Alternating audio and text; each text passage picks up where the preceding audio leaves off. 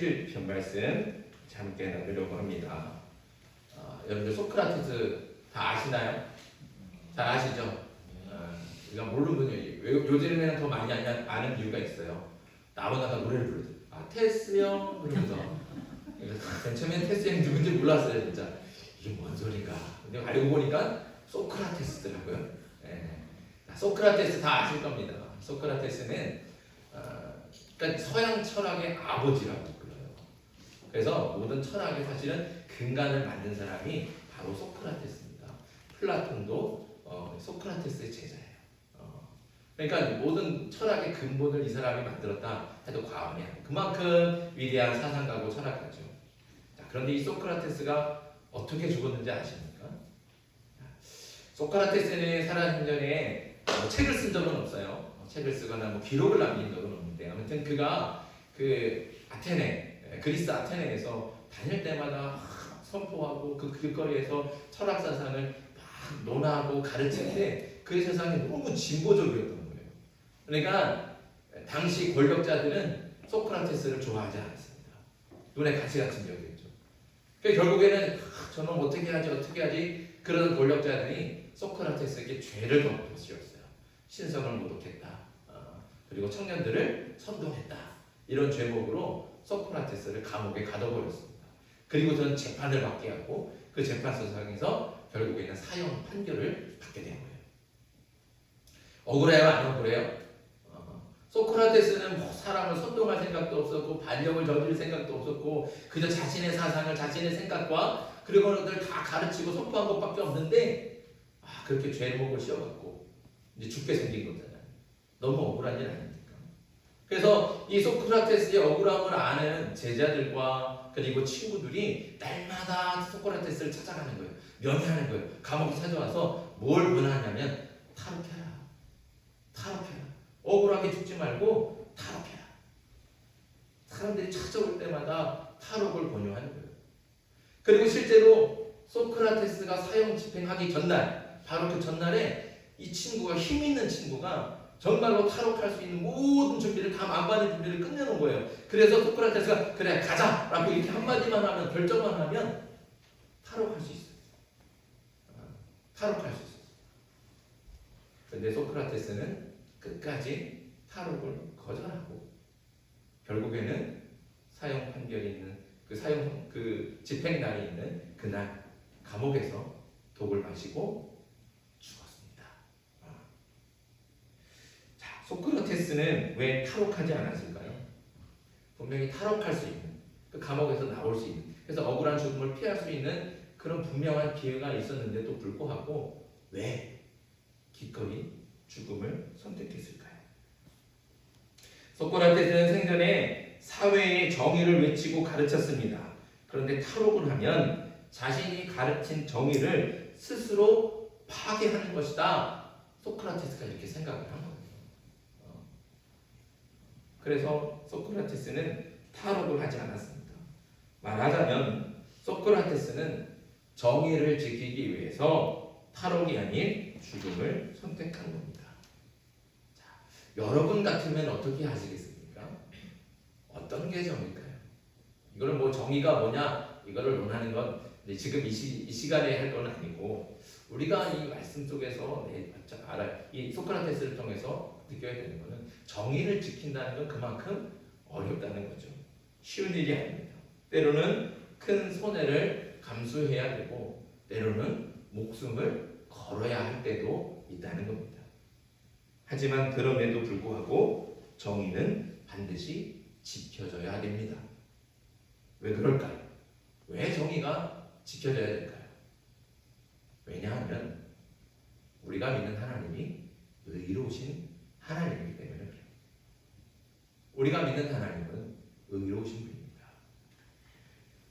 오늘 시편 11편은 끝까지 하나님의 편에 서서 정직하게 진리를 지키며 의를 행하는 시인의 노래입니다.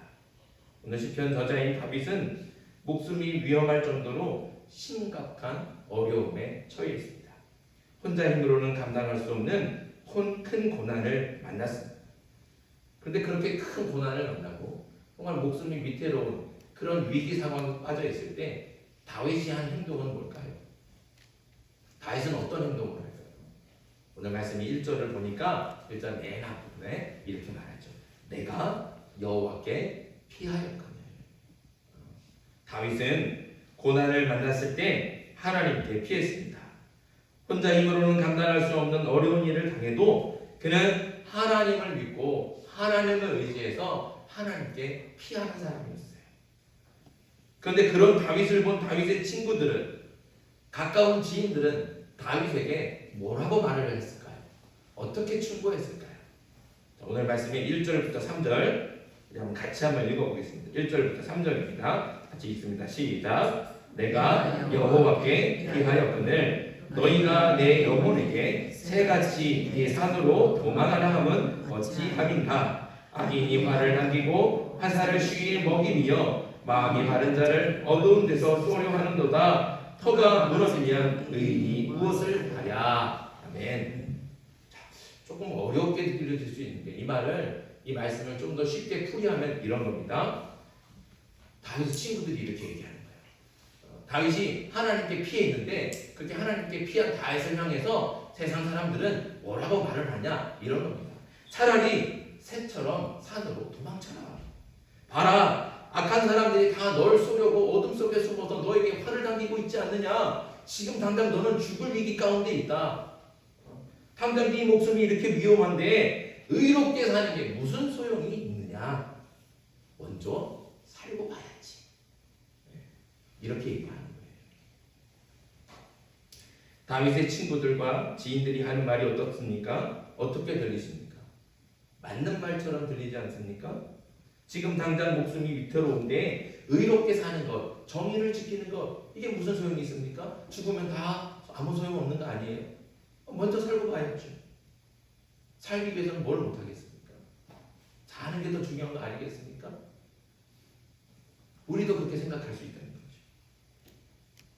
결국 다윗에게 하나님께 피하지 말고 산으로 도망쳐라 이렇게 하는 말은 의로우신 하나님의 눈을 피해서 악한 사람들처럼 거짓과 속임수를 써서라도 우선 살고 보라는 거예요.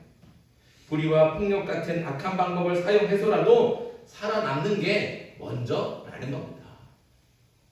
더 쉽게 말하면 살기 위해서는 뭘 해도 상관없어요. 내가 살려면 다른 사람을 죽이는 것도 가능하고 내 이익을 지키기 위해서는 거짓과 속임수를 써서도 괜찮다는 겁니다. 그렇게 해서라도 살아남아야 되고 그렇게 해서라도 이익을 지키라는 거죠. 그게 다윗의 친구들과 지인들의 충고입니다. 그렇게 해서라도 살아야 하고 이익을 챙기는 것이 정의를 행하다 죽고 손해를 당하는 것보다는 100배 낫다는 거예요. 그러니까 여호와께 피한다고 의롭게 살아난다고 정의를 지키겠다고 그렇게 깝죽대고 나서지 말고 우선 살고 봐라. 눈 딱 감고 못된 짓도 할 수 있고 악한 말도 할 수 있고 너 사는 게 먼저 중요하니까 거짓말을 해도 되고 너 사는 게 중요한데 그게 무슨 대수입니까? 그러니까 그냥 살고 보자. 그렇게 충고하는 것이죠. 하지만 친구들의 충고에도 다윗은 끝까지 하나님께 피하는 사람이었어요. 그럼 하나님께 피한다는 말이 구체적으로 무슨 뜻일까요? 우리가 지금까지 나눈 말씀을 통해서 하나님께 피한다. 이게 구체적으로 어떤 뜻일까요? 결국 그 말은 내 목에 칼이 들어와도 위험한 상황 속에서도 정직과 진실을 지키겠다는 겁니다. 목숨이 먼저가 아니라 정직하게 진리를 지키는 것이 먼저라는 것이죠. 당장 내가 입을 손해가 뻔히 보이는데도 절대로 거짓을 말하지 않고 속임수를 쓰지 않겠다는 겁니다. 눈 한 번 딱 감으면 편해질 텐데 절대로 눈을 감지 않고 정의와 공평의 편에 서서 그렇게 정직하게 진실을 말하겠다는 겁니다. 그리고 절대로 불의와 타협하지 않고 악을 행하지 않겠다는 겁니다. 이것이 하나님께 피하는 겁니다. 다윗이 말하는 하나님께 피한다. 바로 이렇게 말합니다. 나는 내 목에 칼이 들어와도 절대로 거짓을 말하지 않고 불의와 타협하지 않겠다. 나는 어떠한 순간에도 정의를 지키고 진실을 말하고 정직하게 하나님 편에서 의를 행하겠다. 이것이 하나님께 피한다는 것이죠. 그렇다면 다윗은 어떻게 그런 큰 고난과 위험 속에서도 오직 하나님께 피하며 진실과 정직을 지키고 불의에 대적할 수 있는 그런 결단을 할 수 있었을까요? 내 목에 칼이 들어와도 나는 하나님 편에서 진실하겠다, 정직하겠다, 의를 지키겠다, 이렇게 할 수 있는 이유가 뭐겠습니까? 그것은 하나님에 대한 확실한 믿음이 있기 때문에 그렇습니다. 오늘 말씀의 7절 보겠습니다. 7절 같이 읽습니다. 시작. 여호와는 의로우사 의로운 일을 좋아하시나니 정직한 자는 그의 얼굴을 배우리로다. 아멘. 다윗이 고백하는 하나님, 다윗이 믿는 하나님, 다윗이 믿는 하나님은 어떤 분입니까? 오늘 말씀해 보니까 의로우신 분이에요. 의로우신 분. 하나님이 의로우시니까 당연히 하나님은 뭘 좋아하시는 거예요? 의를 좋아하시죠. 의로운 일을 좋아하십니다. 정직과 신실함을 좋아하십니다. 불의와 악이 아니라 정의와 선을 사랑하시는 분이 바로 우리 하나님이시죠. 이렇게 의로우신 하나님께서 하시는 일이 무엇이겠습니까? 어떤 일을 하실까요? 자, 오늘 말씀이 4절부터 5절입니다. 4절과 5절 같이 읽습니다. 시작. 여호와께서는 그의 성전에 계시고 여호와의 보좌는 하늘에 있음이요 그의 눈이 인생을 통촉하시고 그의 안목이 그들을 감찰하시도다. 여호와는 의인을 감찰하시고 악인과 폭력을 좋아하는 자를 마음에 미워하시도다. 아멘.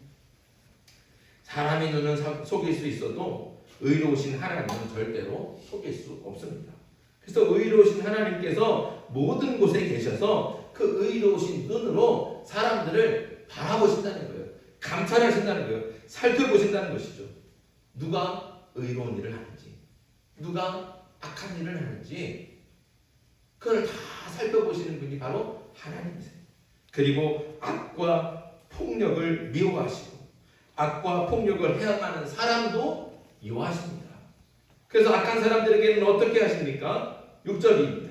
6절 같이 읽습니다. 시작. 악인에게 그물을 던지시리니 불과 유황과 태우는 바람이 그들의 잔에 소득이 되리로다. 아멘. 하나님께서는 악인들에게 악을 행하는 사람들한테 이렇게 행하신다는 거예요. 그물을 던져서 잡으시고 불과 유황과 태우는 바람이 그들의 머리 가운데 쏟아져 내린다는 겁니다. 하나님께서 그렇게 악한 사람들은 반드시 벌하시고 심판하시겠다 말씀하십니다. 대신 고난 중에도 정직하게 진리를 지키고 불의와 악에 타협하지 않고 그들과 대적하면서 의를 행하고 공평과 정직을 그 정의를 지키는 사람들, 이 사람들에게는 하나님께서 어떻게 행하실까요? 그럼 다시 7절 보십시오. 7절의 맨 끝에 보면 정직한 자는 그의 얼굴을 배우리로다. 하나님의 얼굴을 본다. 하나님의 얼굴을 본다는 게 무슨 뜻입니까? 그러니까 하나님께서 하나님의 은혜와 축복을 한없이 부어주신다는 뜻입니다. 지금 당장에는 손해보는 것 같고 피해를 당하는 것 같아도 의로우신 하나님께 피하면 그래서 하나님께서 좋아하시는 의와 선을 행하고 정직하게 진리를 지키면서 불의와 타협하지 않고 끝까지 악을 대적하면 하나님께서 반드시 은혜를 베풀어 주신다. 이것이 바로 다윗의 믿음입니다. 다윗은 이렇게 믿고 있는 거예요. 그러니까 목에 칼이 들어와도 자기를 위협하는 지금 당장 목숨이 위태로운 상황 속에서도 그는 하나님 편에 서서 정직하게 진리를 지키는 거예요. 진실을 말하는 거예요. 거짓과 속임수와 타협하지 않는 거예요. 하나님께서 좋아하시는 의를 행하는 거예요. 아무리 손해가 있어도 오직 하나님과 함께 하나님께서 좋아하시는 의를 행하는 겁니다. 다윗에게는 하나님에 대한 확실한 믿음이 있었기 때문에 자신이 죽을 수도 있는 그 위험한 순간에도 자신이 손해볼 수 있는 큰 고난 중에도 오직 정직하게 진리를 지키며 항상 진실하고 정의와 공평과 선을 행할 수 있었던 겁니다. 다윗은 이렇게 하나님께 피했습니다. 우리는 살면서 수많은 고난을 만나고 위험에 빠집니다. 그때 불의의 눈 한번 딱 감으면, 거짓을 모른 척하고 넘어가면 만사가 형통할 수 있습니다. 그게 뭐 거대한 악도 아니고 엄청난 거짓말을 행하는 것도 아닐 겁니다. 그러니 그냥 눈 한번 딱 감으면 다 편해질 수 있어요. 그냥 눈 한번 딱 감고 아유 그래 그럴 수 있지 딱 감고 그냥 모른 척하고 넘어가면 그냥 편하게 살 수 있어요. 당장 내 목숨이 위태롭고 내가 당할 손해가 막대하니까 세상 사람들은 다 그렇게 하라고 합니다. 사람들이 다 그렇게 산다고, 다 그렇게 살아간다고 그렇게 충고하면서 유혹하죠. 하지만 오늘 다윗과 같이 저와 여러분은 하나님을 믿는 그리스도입니다. 그러니 세상 사람들의 충고와 유혹에 빠지지 않고 어떠한 상황과 순간에도 오직 의로우신 하나님만을 믿고 하나님께 피하는 저와 여러분들 되게 간절히 바랍니다. 그렇다고 뭐 여러분들 목숨을 내놓으라는 게 아니에요. 뭐 목숨을 내놓으라는 뭐 거창한 뭐 위대한 뭐 정의를 지켜야 되고 뭐 그런 뭐 막중한 책임을 지라는 그런 말 아니에요. 사소한 것부터 하자. 제가 부끄러운 이야기를 하나 하겠습니다. 저희 아이들이 셋이잖아요. 아이들이 어릴 때, 아주 어릴 때 다 어린이집 다니고 이럴 때는 별로 못 느꼈는데 큰애 둘째가 초등학교를 가니까 야 이게 어딜 가도 요금이 생기고 어딜 가도 입장료가 다 힘들어요. 버스를 타도 버스 요금을 내야 돼요. 저희가 1년에 큰맘 먹고 한 번씩 한두 번씩 가는 그 샐러드 바가 있어요. 빕땡이라고. 뭐 여수에는 안타깝게 없더라고요. 근데 거기를 한 번씩 그래도 우리 위로 차원에서 한 번씩 가는데 애들이 초등학교를 가니까 이 요금이 훌쩍 뛰어버려요. 가기가 막 부담되더라고요. 그럼 어떻게 했을까요? 갔죠. 저희 아이들이 다 키가 작아요. 아무도 초등학생이라고 믿질 않아요. 그래서 갔어요. 가고 초등학생 아니라고. 그때 물어보잖아요. 미취학 아버님입니까? 그럴 때 머뭇거리면 안 돼요. 네! 그래요. 자신 있게. 네! 그리고 다 들어가는 거예요. 들어가는데 큰애가 그래요. 아빠 나 학교 다니잖아. 제가 아예 이걸 빵 하고 조용히 해! 그러고 들어갔어요. 그러고 나니까 참 부끄럽긴 하더라고요. 우리는 살면서 자주 이런 유혹을 받습니다. 애스럽지 않은 거죠. 그렇죠? 그럴 수 있지. 그런 일들이 종종 있을 거예요. 여러분 다시 말씀드리지만 목숨을 거는 대단한 정의를 행하라는 말이 아닙니다. 일상생활 속에서 작은 것부터 행하는 거죠. 사소한 것이라도 정의를 지키고 정직해야 됩니다. 일상생활 속에서 작은 것도 그렇게 행하지 않는데 정말 나중에 정말 목숨을 걸고서라도 지켜야 되는 진리가 있다면 과연 그 진리를 지킬 수 있겠습니까? 내가 손해보더라도 반드시 지켜야 되는 정의가 있다면 내가 일상 속에서도 그냥 다 무시하고 그럴 수 있지 지나가는데 그거를 과연 지켜낼 수 있겠습니까? 오늘 다윗과 같이 무슨 일에든지 하나님께 피해서 하나님께서 좋아하시는 선과 의를 행하면서 정직하게 진리를 지키는 그런 사람들이 되길 간절히 소망합니다. 당장 눈앞에 있는 위기를 넘기려고 혹은 내 이익을 지키고 손해를 보지 않으려고 불의와 타협하며 거짓과 속임수를 행하지 않기를 바랍니다. 아무도 모르겠지. 이 정도는 괜찮겠지. 이런 유혹에 절대로 넘어가지 마십시오. 의로우신 하나님께서는 지금 이 순간에도 우리와 함께 계시고 의로우신 눈으로 우리를 살펴보고 계십니다.